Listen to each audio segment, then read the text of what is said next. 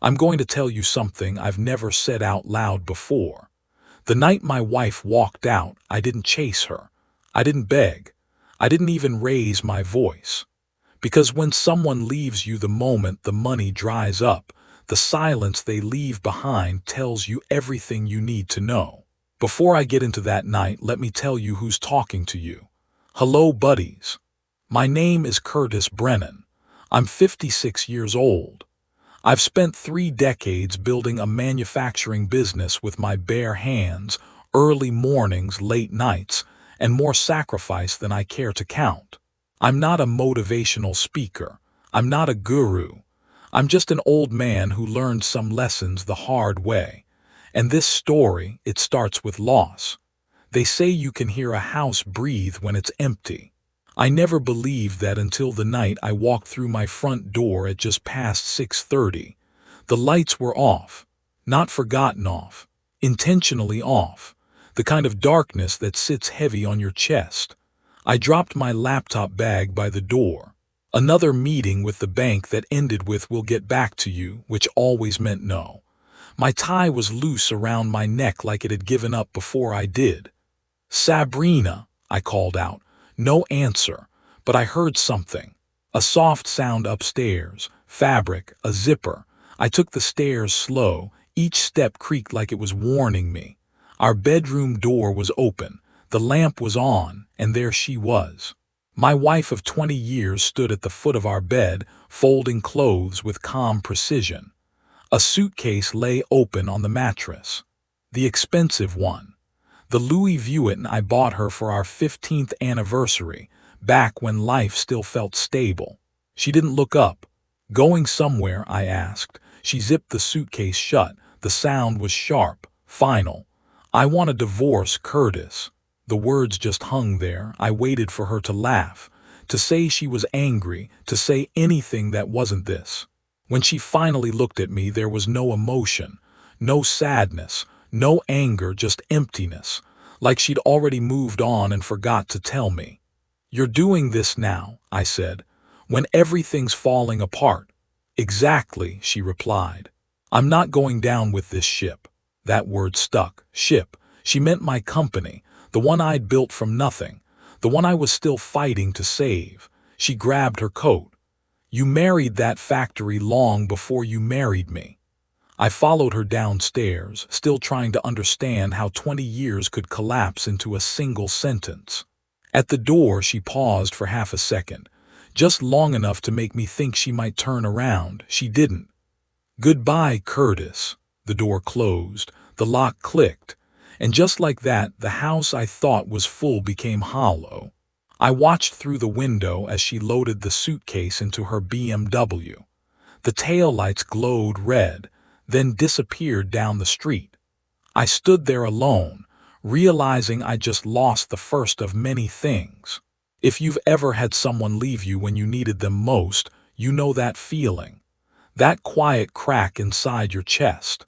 Stay with me, because that was only the beginning. The next morning, I drove to the factory before sunrise. Same wrinkled shirt. Same empty stomach. I needed to be somewhere that still made sense. Only 3 cars sat in the parking lot. There used to be 50, and that's when I saw it. My business partner's Mercedes parked right next to my spot. My gut dropped. When I walked into my office, Griffin Ashford was already sitting behind my desk, papers neatly laid out like he'd rehearsed this moment. He didn't stand when I came in. "Curtis," he said calmly. "We need to talk." He slid the papers toward me, a resignation, contracts already signed. He'd been planning this. "I got a better offer," he said. "It's time to move on." Move on. I looked at him and realized something was wrong. Not just that he was leaving, but that he looked relieved, satisfied. As he walked out, he smiled. And that smile stayed with me. Because in that moment, I didn't know it yet, but the 2 people I trusted most had already decided my future without me. If this story feels uncomfortably familiar, tap the subscribe button now. Not for drama, but because what happens next is about survival, betrayal, and a mistake they never saw coming. And it all started right here. The engine of Griffin's Mercedes purred as it pulled out of the lot, smooth and confident, like it had nothing to worry about. I stood at the window of my office and watched until it disappeared past the rusted chain-link fence. That's when I noticed the factory floor had gone quiet. Ronnie Pascoe stood by his machine, hands resting on the metal like he was afraid to let go. A couple of the other guys had stopped working too. Nobody said anything. They were all watching me, waiting to see what kind of man was left after everything started falling apart. I straightened my jacket and forced my feet to move. Old habit. When you run a place long enough, you learn how to walk steady even when your insides are shaking. "Back to work," I said, my voice calm. Too calm. They nodded and went back to their stations, but the hum never really came back. The machines sounded tired, just like me. I sat down at my desk and stared at the resignation papers Griffin had left behind. 12 years. 12 years of trust, handshakes, late nights, shared victories. He knew every weakness in the business, every client, every contract that was barely holding on, and now he was gone right when the ship was taking on water. By 9 o'clock, the phone started ringing. The bank again. I let it go to voicemail. Then a supplier. Then another. Each call felt heavier than the last, like bricks being stacked on my chest. I finally shut the phone off and leaned back in my chair. It creaked under my weight, same chair I'd been sitting in since the early days when I still believed loyalty meant something. I drove home late that afternoon. The house looked smaller than it used to, like it had already started shrinking without her in it. I didn't turn the lights on. Just stood in the doorway listening to nothing. Her wine glass was still in the sink. Lipstick mark on the rim. I picked it up, turned it in my hand, then set it back down untouched. Some things hurt too much to clean away.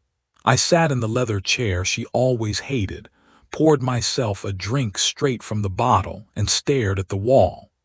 30 years of building something real, and in less than 24 hours, it felt like I'd been erased. That night, sleep never came.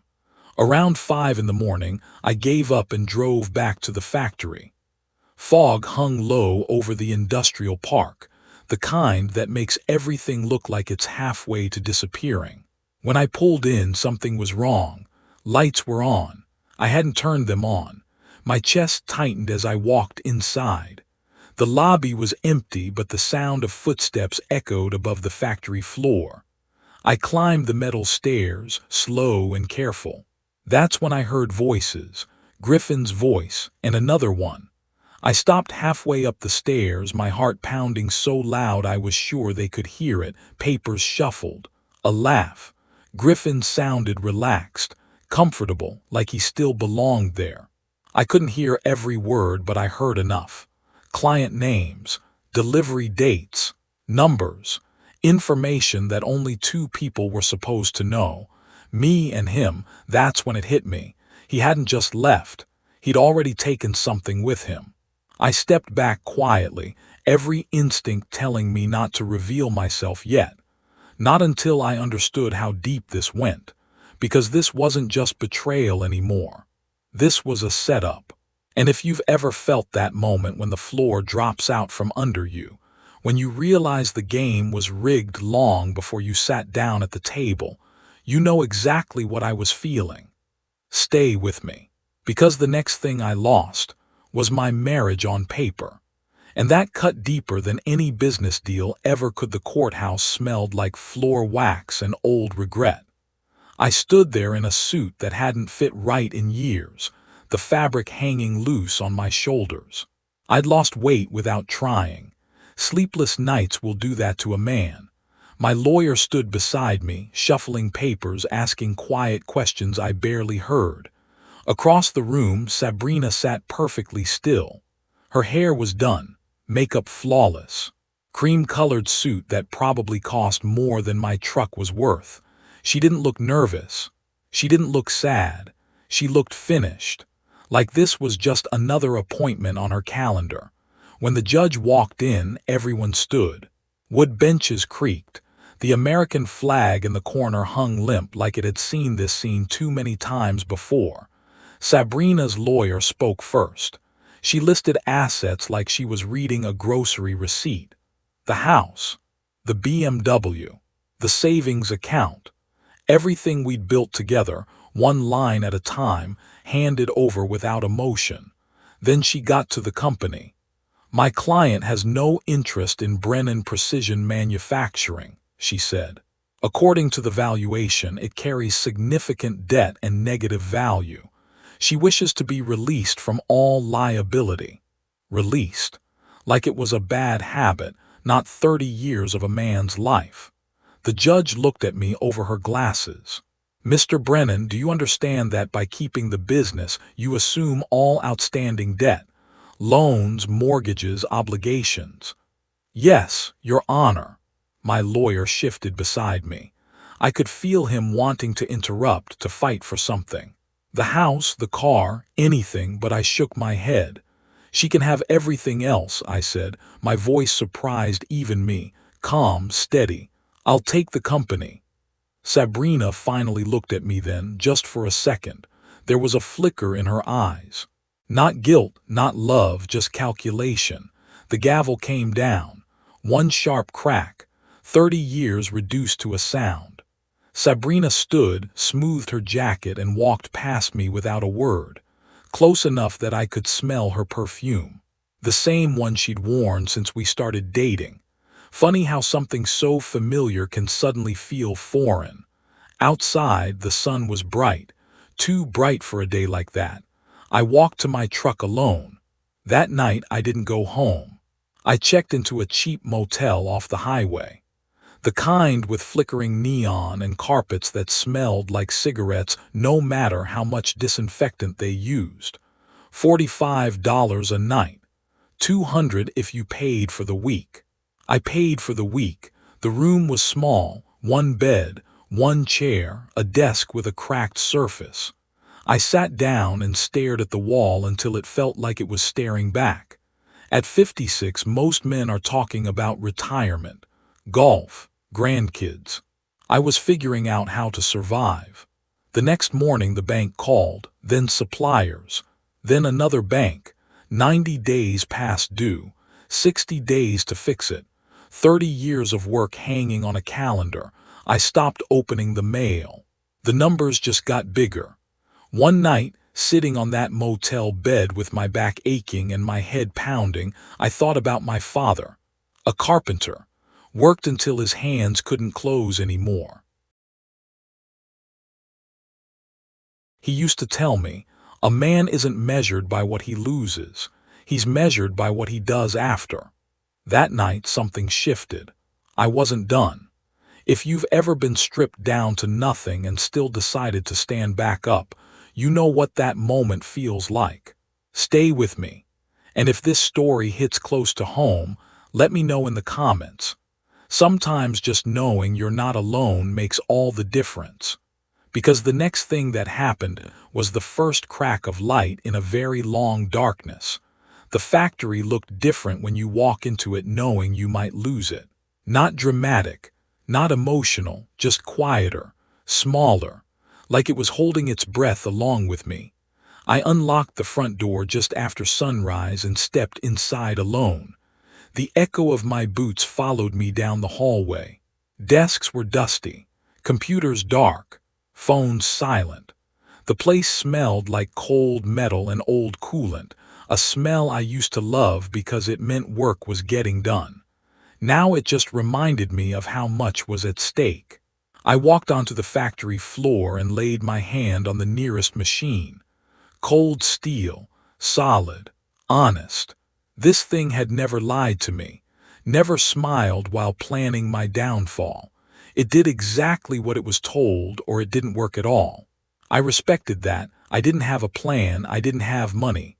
What I had was time, stubbornness, and nothing left to lose, so I started calling people. Old customers, old numbers, some didn't answer. Some answered and went quiet when they heard my voice. A few said they'd already signed with someone else. I didn't have to ask who. I worked 14, 16 hours a day, fixed machines myself, did quotes myself, ate vending machine dinners and drank burnt coffee until my hands shook. At night, I went back to the motel, lay on that thin mattress, and stared at the ceiling wondering how long a man could keep doing this before something broke. Then one afternoon someone knocked on my office door. That alone was strange. Nobody knocked anymore. I opened it and saw a young man standing there, late 20s, nervous posture, worn jacket, holding an old company badge in his hand like it was proof he belonged. "Mr. Brennan?" he asked. "That's me. I'm Alex Morgan. I used to work in logistics before the layoffs." I remembered the name. Quiet, smart, always stayed late. "I know you probably don't want to see anyone from that time," Alex said quickly, "but I heard you were still trying, and I wanted to help." I laughed, not because it was funny, because it felt unreal. "I can't pay you," I said. "I can barely keep the lights on." "I'm not asking to be paid," Alex replied. "Just let me work." Nobody offers that anymore, not unless they want something. I studied his face. He looked tired, desperate, like someone standing at the edge of their own cliff. "1 week," I said finally. "We'll see." Alex nodded like I just handed him a lifeline. That first day, he sat across from me and started pointing things out I'd missed. Overhead miscalculations, routing issues, customers I'd written off too fast, things I should have seen, but exhaustion has a way of narrowing your vision. By the end of the week, I realized something uncomfortable. I needed him. Small jobs started coming in, nothing big, enough to keep 1 or 2 machines running, enough to remind me the place wasn't dead yet. But something felt off. Alex asked a lot of questions, detailed ones, about customers, about debts, about timelines. He worked hard, stayed late, but sometimes I'd catch him staring at his phone like it was about to bite him.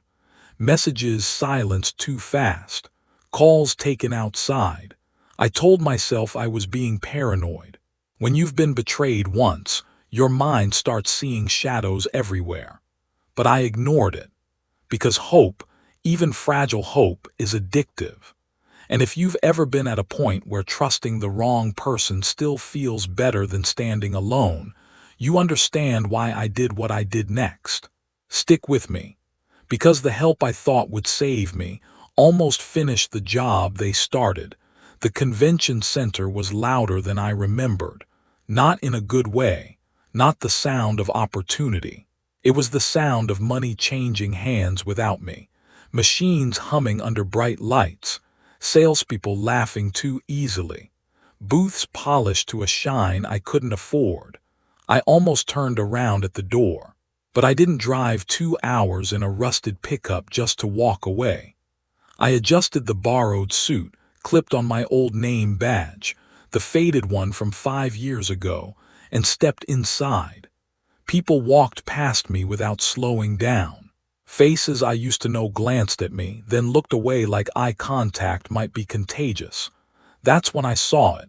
Ashford Precision Manufacturing. Big booth. Prime location. Brand new machines gleaming like jewelry. Screens flashing tolerances so tight they made engineers smile. A banner stretched overhead with a logo I recognized all too well. Griffin's logo. Everything I used to have. Everything he took. I stood there longer than I should have. Long enough for him to notice.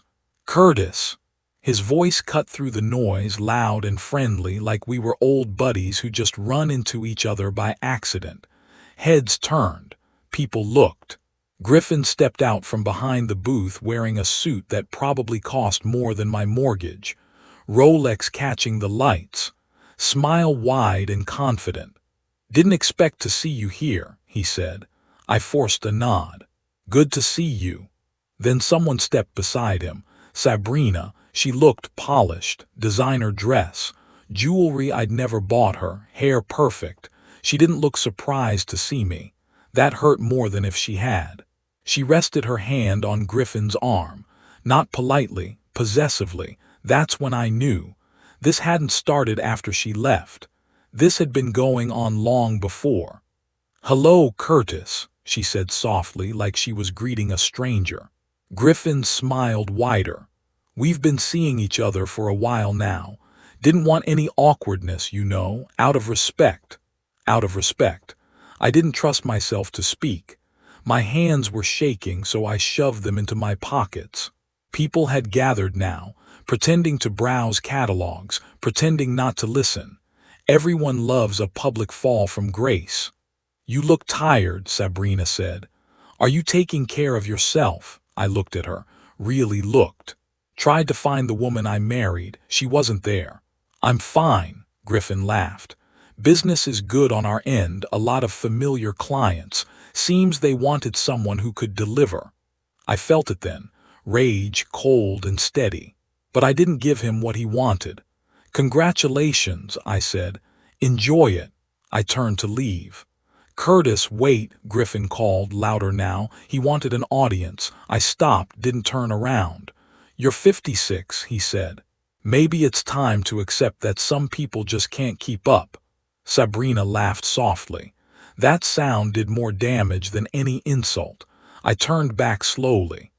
"When you lose everything," I said quietly, "you learn who people really are. Enjoy your success. I hope it lasts." For the first time, his smile faltered. I walked away through the crowd, past booths, past old colleagues who suddenly found the floor fascinating, out into the parking lot. I sat in my truck with my hands gripping the steering wheel until the shaking stopped. They thought they'd won. They thought I was finished. If you've ever been humiliated in public by the people who betrayed you in private, you know that kind of anger. The kind that doesn't scream. The kind that plans. And when I got back to the factory that night, I found Alex still there, working late, too late. And that's when everything finally started to make sense. The lights were still on in the office when I got back. That alone made my stomach tighten.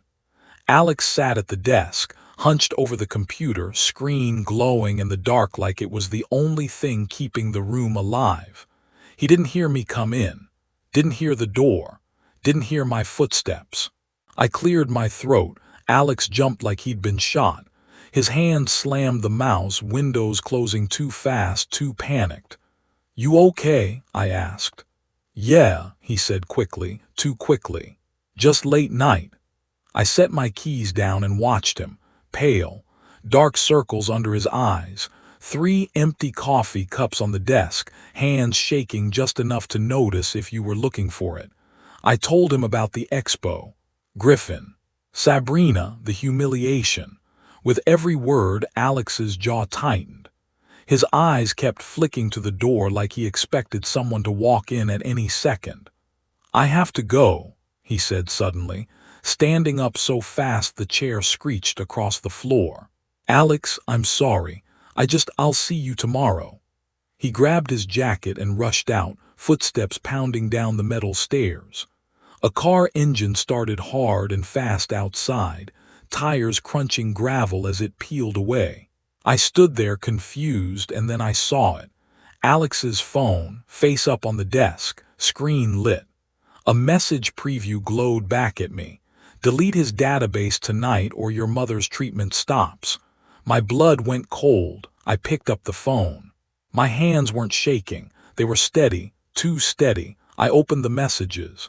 There were months of them, reports, customer names, bank meetings, my debts, my plans. Everything I'd said out loud in what I thought was safety, documented and sent away piece by piece. Payments too, $3,000 a month, 6 months. Enough to buy loyalty if you didn't care what it cost. I scrolled until I found a draft message. Unsent. "I can't do this anymore. He doesn't deserve it." That line stopped me. Alex hadn't been caught. He'd stopped.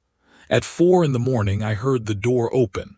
I sat in the dark, phone on the desk between us when Alex stepped inside. He froze when he saw me. "I need to tell you something," he said, voice breaking. "I know," I replied, holding up the phone. His shoulders collapsed. He sank to the floor like his legs gave out. "My mom has cancer," he said through tears. "Stage 4. Griffin paid me to spy on you. He threatened her treatment. I didn't know how to get out." I said nothing, just listened. "He wanted me to finish it tonight," Alex whispered. "Destroy you completely. I couldn't. I stopped weeks ago." He slid the phone toward me. "Use it, every message, every recording, destroy him." Alex stood and walked toward the door, head down, ashamed. "Be here at 7 tomorrow," I said. He stopped. "What? We've got work to do." He turned, disbelief written all over his face. "You're giving me another chance." I met his eyes. Griffin thought fear buys loyalty. He forgot about conscience. Alex nodded, tears streaming freely now. That night I didn't sleep. Because for the first time since everything collapsed, the balance had shifted. They thought they were celebrating. They didn't realize they'd already made the mistake that would bring their whole empire down. And next I was going to finish it. The knock came on a Tuesday. Not loud, not desperate, just firm enough to tell me whoever was standing there believed they still had a right to be. I looked at the clock on my office wall. Just past noon. The factory floor below me hummed with life again. Machines running, voices talking, work getting done. Sounds I once thought I'd never hear again. "Mr. Brennan," my receptionist said over the intercom, her voice cautious. "There's a woman here asking for you. Says her name is Sabrina." I closed my eyes for a second. 5 minutes, I said. "Send her in." When she walked through the door, I barely recognized her. She looked thinner, older, not graceful older, worn older. The kind of tired that no makeup can hide. Her clothes were expensive but outdated, 2 seasons behind. No jewelry, no confidence. She stood there like someone waiting to be judged. "Curtis," she said softly, "thank you for seeing me." I didn't invite her to sit. I stayed behind my desk, arms crossed. 5 minutes, she swallowed. "I made a terrible mistake." "Yes," I said, "you did." Her eyes filled. "Griffin left me, took everything. The house was in his name. He drained the accounts. He said I was a burden." I felt nothing. No anger, no satisfaction, just distance. "I have nowhere to go," she continued. "I'm 47. I have no career, no money. I thought after everything maybe you could help me." Help. 20 years ago that word meant partnership, loyalty, standing together when things got hard. Now it meant something else entirely. "You didn't leave because I failed," I said calmly. "You left because comfort mattered more than character." She dropped to her knees. "I was scared," she cried. "I thought the company was dying. I didn't know he was using me." "You knew enough," I replied. "You chose luxury over loyalty." I walked to the door and opened it. "When I had nothing," I said, "I rebuilt. I faced the consequences of my choices. Now it's your turn." She looked up at me, broken. "That's it," she whispered. "That's justice." She stood slowly, wiped her face, and walked out without another word. The door closed behind her. I stood there for a moment, then turned back toward the window overlooking the factory floor. Alex was down there, clipboard in hand, talking with Ronnie. Focused, steady, earned. Alex came into my office a minute later. "You okay?" "I am," I said, and for the first time I meant it. Griffin thought power came from money, from manipulation, from stepping on people when they were weak. He was wrong. Power comes from integrity, from choosing right when wrong would be easier, from standing back up when everything tells you to stay down. I lost my wife when the money ran out. I lost my partner when loyalty got inconvenient. I lost everything I thought defined me. And in losing it, I learned who I really was. If you're watching this and you're at rock bottom, hear me clearly. This isn't the end. It's the test. Some people aren't worth saving, but you are. If this story meant something to you, share it in the comments. I read every one. And if you want more real stories about loss, resilience, and rebuilding from the ground up, subscribe and stay with me. I didn't look back. And that's why I finally moved forward.